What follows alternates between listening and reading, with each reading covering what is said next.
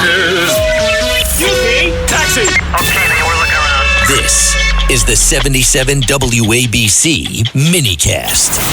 As always, we are joined right now by former Congressman Peter King. Congressman, always a great honor for me to chat with you. How are you? How's your family?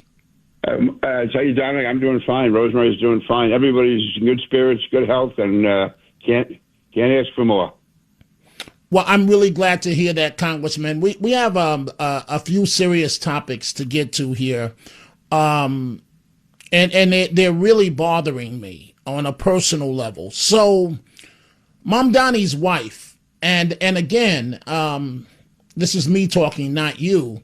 The first time I saw this lady, when they kept her away from us during the campaign, I said, there's something evil and something bad about this woman. Okay, so it worked for Mom Donnie. He kept her away. He was able to get over and hide his wife's feelings, right? So the first time I saw a picture of this woman, everybody was trying to say she's this great fashion person.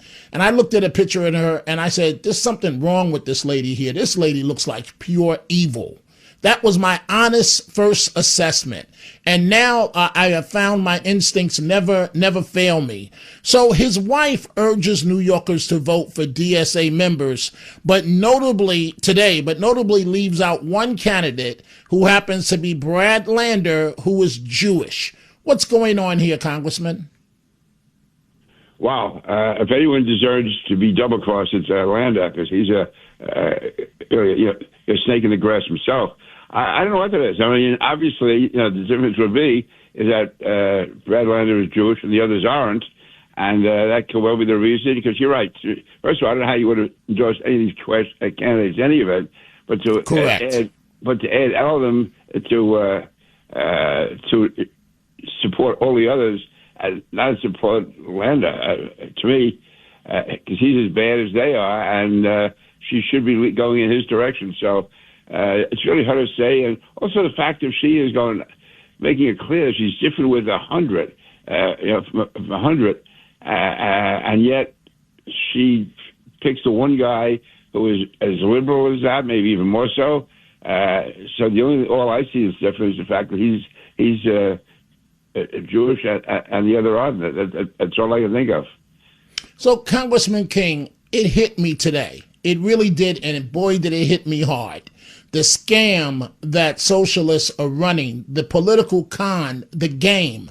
They're too weak to run on their own. They would be seen for what they are, absolute nut jobs. No one would take them seriously.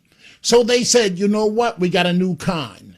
Let's infiltrate the Democrat Party. Let's run as Democrats. Let's fool all of these people that don't have any political knowledge and promise them everything under the sun. Free, free, free, right? Free, free, free. They don't know the difference. We're elected and we take over the Democrat Party. Am I wrong, or is exactly what is going on? No, I think you're right. And the fact is that there's always socialists running for office in New York. Usually they run some third or fifth state, they'd be down near the bottom, and they get maybe 1% of the vote. But the same type person now running as a part of a regular political party is doing a tremendous. They're getting really they're campaigning under false colors, different flags. I agree with that. Because, I agree with that, Congressman. As all these years as socialists, they went nowhere. But as member of the Democratic Party, or posing as member of the Democratic Party, they're actually now getting votes they never would have gotten if they were going on the wrong colors. Congressman, I'm going to get to Iran in a second, but it's wicked what Mamdani is doing.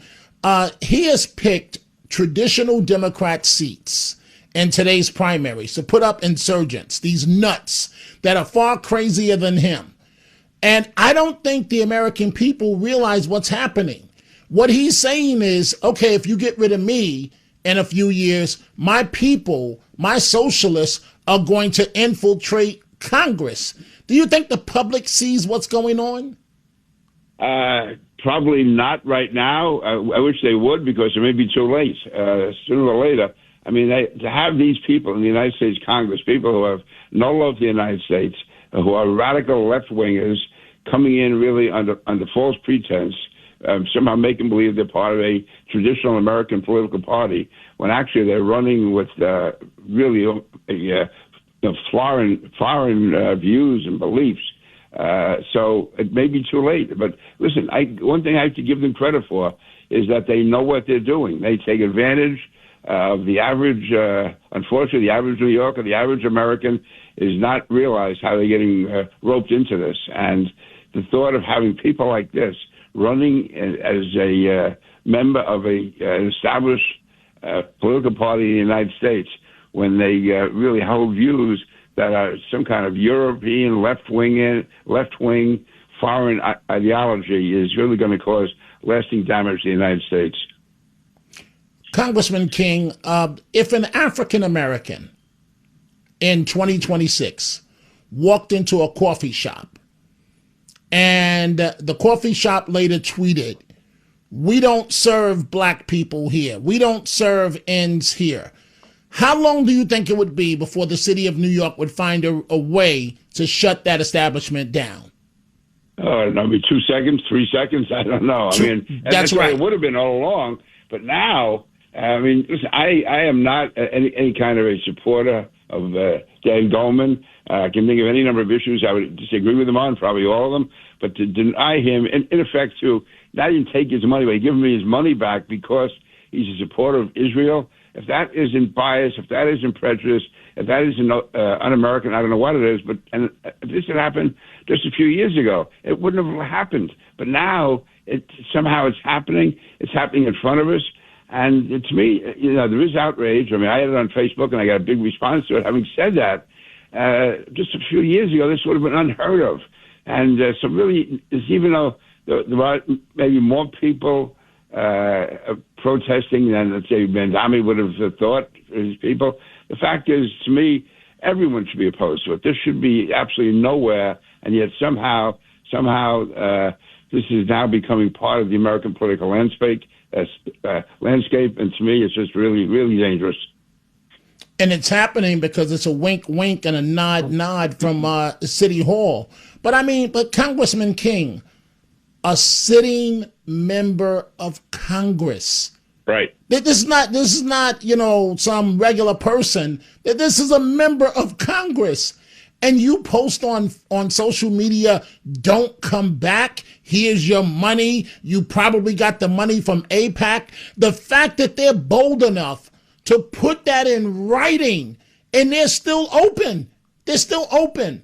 I don't get it, Congressman. Please help me understand. Dominic, I'm sorry I can't, because I cannot explain it. And I said I never would have believed it. Again, a year or two ago, it was unheard of, but it's happening now. It's becoming part of our political landscape. It's wrong. It's dangerous. And it shows how far we've gone. And now you were saying, are the American people going to catch on? I hope they do, because really, I don't know how long we can tolerate this happening before it just becomes too much. And it's dangerous. I can disagree with people. That's part of the American dream. I have no problem with that.